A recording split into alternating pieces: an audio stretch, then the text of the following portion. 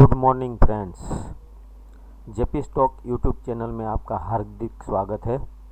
आज तारीख 9/1/2025 सुबह का 10 बज चुका है। आप पैनल पे देख सकते हो। फ्रेंड्स, आज हमने गेल को चुना है। अभी कोई एंट्री लिया नहीं है। मैं समझाता हूँ हमारा एंट्री कैसे करना है अगर अपॉर्चुनिटी देवे तो। फ्रेंड्स, गेल में हमने 3 लेवल ड्रॉ किया हुआ है। इधर आप देख सकते हो, एक रेड लाइन है, एक लाइट ग्रीन है और एक ग्रीन है। तो फ्रेंड्स, हमारा हाइपो ऐसा है कि सुबह जब गेल यहाँ ओपन हुआ था 190 के आसपास, ओपन होने के बाद ऐसे नीचे गिरा था और एक पॉइंट पे अटक के उसने वापस बाउंस बैक का प्रयास चालू किया है। तो फ्रेंड्स, हमारा आईपो ऐसा है, अगर ये बाउंस बैक होके इस एरिया में घुसते हैं, इस एरिया बोले तो ये रेड लाइन और ये लाइट ग्रीन के बीच में घुसने के बाद थोड़ा हम टाइम देंगे, इधर कोई स्ट्रक्चर बनता है कि नहीं। अगर इसमें ऐसा कोई स्ट्रक्चर बनेगा तो हम, ये आप रेड लाइन देख सकते हैं ना, रेड लाइन के नीचे से हम सेल करेंगे। अभी नहीं करेंगे, अभी उसको हम पूरा ऊपर जाने देंगे। अगर ये लाइट ग्रीन को टच होने के बाद नीचे इस एरिया में कोई फॉर्मेशन देगा सेल का, तो फिर हम ये रेड लाइन के नीचे सेल करेंगे, जिसका हमने ये 3 टारगेट रखा है। जो कि पहला टारगेट है 185.50, दूसरा है 183 और तीसरा है 181। लेकिन फ्रेंड्स, अगर ये कोई रिवर्सल, यहाँ से कोई रिवर्सल साइन नहीं दिखाएगा और पूरा ऐसे ऊपर निकल जाएगा तो हम कुछ छेड़छाड़ी नहीं करेंगे। जो भी होगा, एंट्री मिलता है कि नहीं मिलता है, जब एंट्री मिलेगा तो मैं आपको दिखा दूं कि इस हिसाब से हमको एंट्री मिला है और हम ये टारगेट का वेट करते हैं। Thank you. Welcome back friends. सुबह का 11:11 हो चुकी है। आप पैनल पे देख सकते हैं। फ्रेंड्स, आज सुबह हमने बोला था कि गेल में अगर हमको एंट्री मिले तो हम इस रेड लाइंस के नीचे लेंगे। लेकिन अनफॉर्चुनेटली हमारा जो हाइपो था कि इस एरिया में मार्केट घुसने के बाद यहाँ कोई फॉर्मेशन दे तो ये रेड लाइन के नीचे हम सेल करेंगे। उसका टारगेट हम ये रखेंगे। फिर हमको एंट्री तो नहीं मिला, क्योंकि फ्रेंड्स देखो, ट्रेड लेने में बहुत इमोशन नहीं होना है। ये वैसे तो हमारे जो मुताबिक ये रेड लाइन के नीचे से ही सेल हुआ है, फिर भी हमको एंट्री नहीं मिली है, क्योंकि हम इमोशन से ट्रेड नहीं करने वाले। क्यों कि हमारे को टारगेट ज़्यादा चाहिए और स्टॉप लॉस कम चाहिए। तो इस वजह से हमने इस ट्रेड में हमारी एंट्री नहीं हो चुकी है। तो फिर समय जाने के बाद कुछ रिवाइज एंट्री हम कर सकते हैं, लेकिन फ़िलहाल अभी एंट्री हम नहीं करेंगे। तो ये जो यहाँ एरिया था कि यहाँ देखने के बाद हमको ये रेड लाइन के नीचे सेल करना है, तो हमने हमारा एनालिसिस कुछ इस हिसाब से चेंज किया है कि अगर ये जो गेल वापस रिबाउंड करे और इस एरिया में घुसे, देखो मैं बताता हूँ, ये समझो इस एरिया में घुसे और यहाँ कहीं ना कहीं कोई फॉर्मेशन दे जावे और ये ब्लैक लाइन के नीचे फिर वापस निकल जाए, तो फिर हम इस ट्रेड में री एंट्री कर सकते हैं। लेकिन तभी तक हम कुछ नहीं कर सकते। अगर जब तक ये एरिया में वापस एंटर ना हो तो हम इस ट्रेड को छोड़ देंगे, नहीं लेंगे, चाहे भले ये 3 टारगेट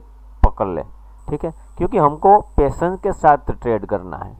तो एंट्री छूट जाए तो कोई बात नहीं, कल दूसरा अपॉर्चुनिटी मिलेगा। ऐसा ज़रूरी नहीं है कि ट्रेड के पीछे भागो, ट्रेड अपने पीछे भागना चाहिए।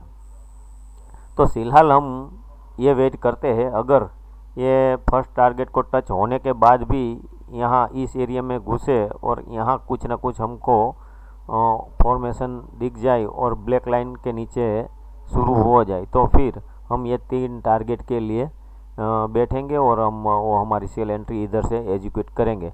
लेकिन फ़िलहाल हमारा कोई एंट्री एजुकेट हुआ नहीं है। जो भी होगा मैं आपको अपडेट देता रहूँगा। Thank you friends. Welcome back friends.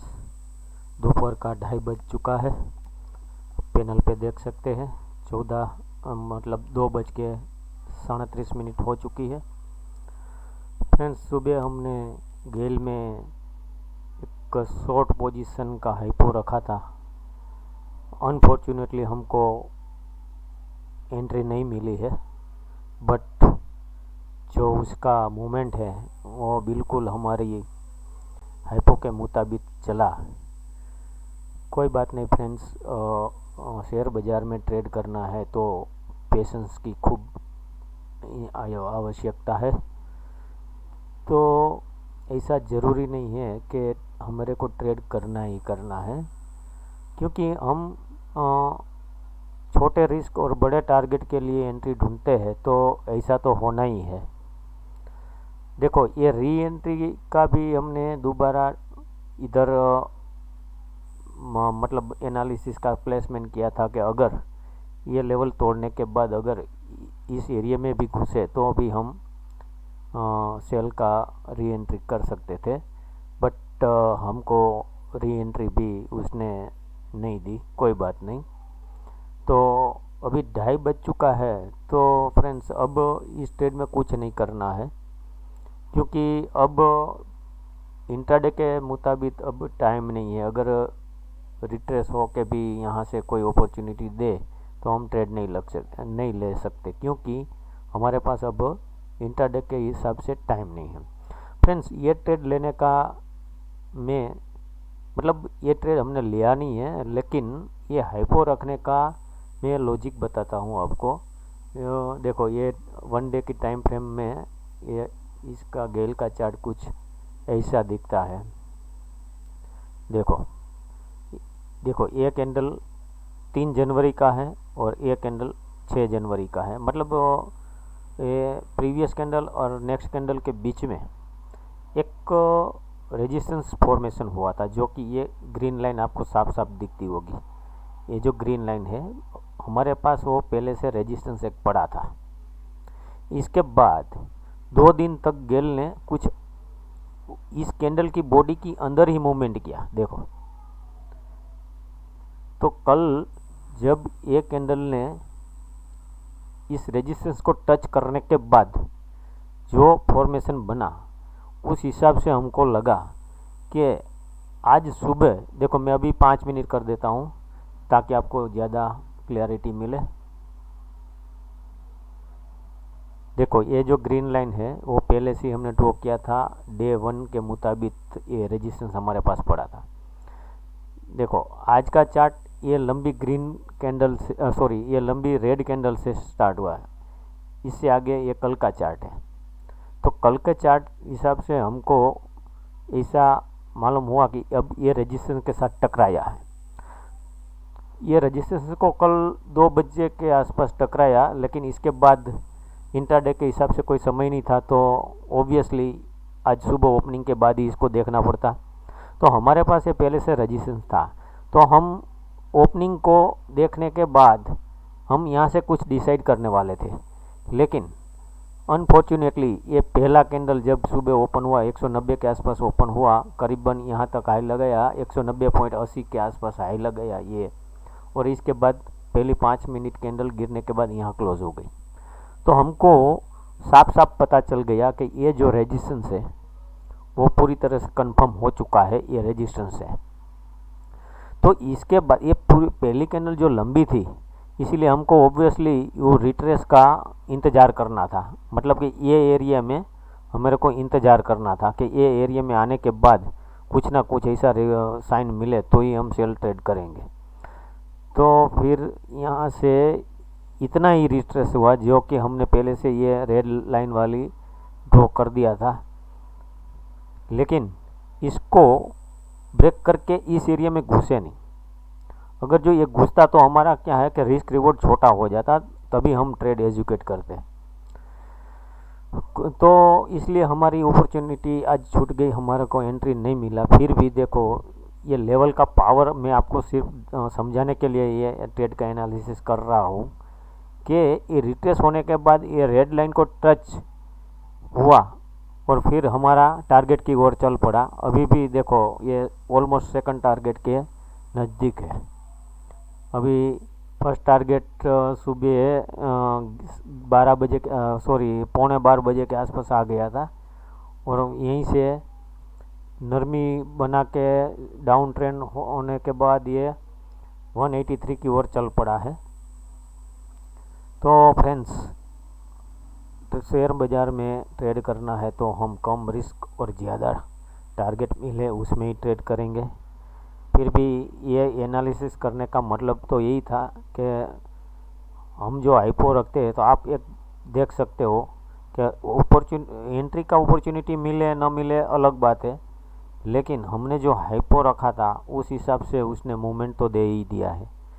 लेकिन एंट्री इसीलिए हम नहीं करते कि हमको कम रिस्क में ज़्यादा प्रॉफिट चाहिए।